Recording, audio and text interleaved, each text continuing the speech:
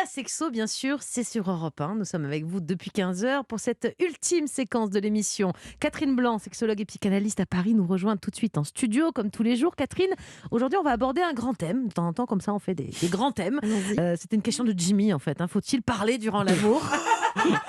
Alors là, ça, Vous nous inspirez souvent, les grands thèmes. Alors, il ça va se payer, hein, voilà, je me faut préviens. redonner à César ce qui est à César. Faut-il parler donc durant l'amour?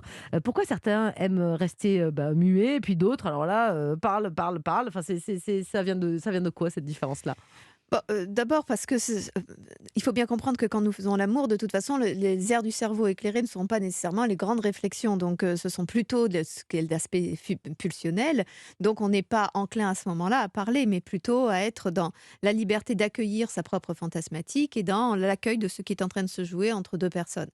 Ceci étant, d'autres vont justement verbaliser ces fantasmes, verbaliser ces regards sur l'autre, sur eux-mêmes, sur la position de pouvoir de l'un, de l'autre, et du coup, eh bien, font des phrases plutôt courtes, parce que, évidemment, pour élaborer une phrase et un discours, là, il faut à nouveau rééclairer la zone qui gère la raison, le raisonnement, et qui, du coup, fait mauvais ménage avec le champ de l'émotion et de la pulsion sexuelle. alors, est-ce qu'on peut extrapoler la personnalité de quelqu'un en journée pour savoir Ah oui, si elle est quelqu'un un qui est peu... très très bavard comme moi, vous Voilà, devriez dire non, voilà. on Est-ce n'extrapole que pas. quelqu'un comme Mélanie, qui est très très bavarde en journée, on l'a remarqué, mais c'est très sympathique, est-ce que Je pour autant... sentais qu'il y avait du tacle dans Ah l'air. oui, Est-ce que dans les relations intimes, elle aussi, elle peut être bavarde ou au contraire, on peut être totalement introverti, il n'y a strictement aucun rapport entre la personnalité qu'on peut être ou qu'on peut renvoyer en journée et ce qui peut se passer la nuit?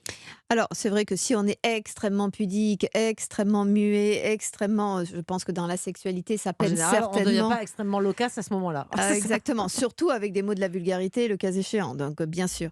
Mais effectivement, vous avez enfin, il n'y a pas de Il n'y raison. a pas de Enfin, règle, vous en fait, pouvez sur avoir... Vous confirmez, Mélanie? Non, ou je non, confirme Florine, rien du bah, tout, Voilà. ça va pas, non. De même que vous pouvez vous libérer, je parlais extrêmement timide, mais vous pouvez être timide et tout d'un coup vous libérer dans la sexualité indépendamment de verbalement. De même, on peut tout d'un coup, dans les secrets de la chambre à coucher, dans les secrets de la nuit, dans les secrets de l'obscurité, tout d'un coup révéler un peu autre chose, ce qui est plutôt une bonne nouvelle, parce qu'il faut bien qu'on ne peut pas passer sa vie à contenir et à enfermer à l'intérieur de soi. Alors pour ce qui est de Mélanie, Qui est très secrète, on le sait. qui est très voilà, exubérante, eh bien, je pense qu'il y a certainement... je pense que parfois, on fait beaucoup pour justement compenser des choses plus discrètes et peut-être plus intimes et peut-être...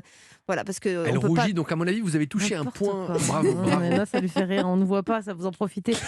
Bon, Catherine, ça peut déconcentrer certains, le fait d'entendre l'autre qui commente tout. Enfin, parfois, ça peut être un peu saoulant, non, aussi? Ah ben, c'est surtout qu'à partir du moment où l'autre commente et qu'on écoute, ben, par définition, on analyse ce qu'on est en train d'écouter pour voir la pertinence du propos ou savoir si c'est audible, pas audible. Et à ce moment-là, ça peut faire qu'on sorte de sa situation et de sa situation érotisée pour tout d'un coup être en train de dire mais il est gonflé, mais pourquoi il me dit ça, mais qu'est-ce qu'il dit, mais moi je suis pas d'accord, Mais mais c'est arrête de parler, vulgaire, quoi. etc. Et tais-toi.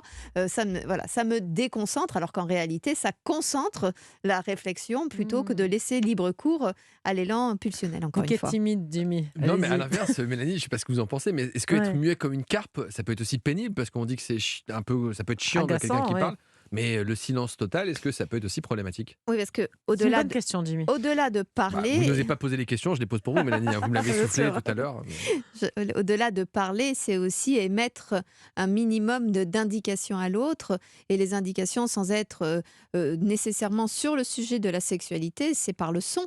C'est par le son ou des petits mots comme oui ou non qui permettent évidemment à l'autre de savoir si ce qu'il fait, ce qu'il agit a quelque impact. Parce que, encore une fois, le corps ne s'allume pas, il n'y a pas, à part l'érection visible, chez la femme, les choses sont beaucoup plus C'est plus discrètes. les femmes ou les hommes qui parlent d'ailleurs? Je suis pas sûre qu'il y ait eu une étude scientifique là-dessus, Non, mais je n'ai pas vu d'études, ouais. donc je ne sais pas. Je crois que c'est Vous pouvez pas aussi répondre. réciproque. Je pense que les hommes ont tendance... Alors, encore une fois, il va À falloir commenter aussi... plus, à poser des questions un peu. Ouais. Oui, mais là encore, il faudra se poser la question si c'est une vraie volonté C'est pour se personnelle rassurer, oui, non? ou si c'est un truc emprunté à la pornographie, parce que là aussi, c'est un modèle que la pornographie, parce que la pornographie fait parler les hommes et pas les femmes, et d'ailleurs fait commenter les hommes sur ce qui se passe pour les femmes, parce que la grande question, c'est que vit une femme, que ressent une femme, c'est ce qui inquiète toujours la jante masculine, et donc évidemment, c'est plus rassurant de dire tu aimes ça, tu n'aimes pas ça, Mmh. tu veux ça, que tu veux ça. C'est évidemment une façon de faire les tenants et aboutissants pour ne pas être face au mutisme ou au mystère plutôt que peut représenter la Mmh. femme pour l'homme. Merci beaucoup Je vous en Catherine prie. pour tous ces conseils précieux comme toujours. On revient demain, même heure sur Europe 1. Tout de suite, place à Stéphane Bern et Mathieu Noël avec Historiquement Vôtre. Ils nous racontent l'histoire sans se la raconter. Bonjour Stéphane, bonjour Mathieu.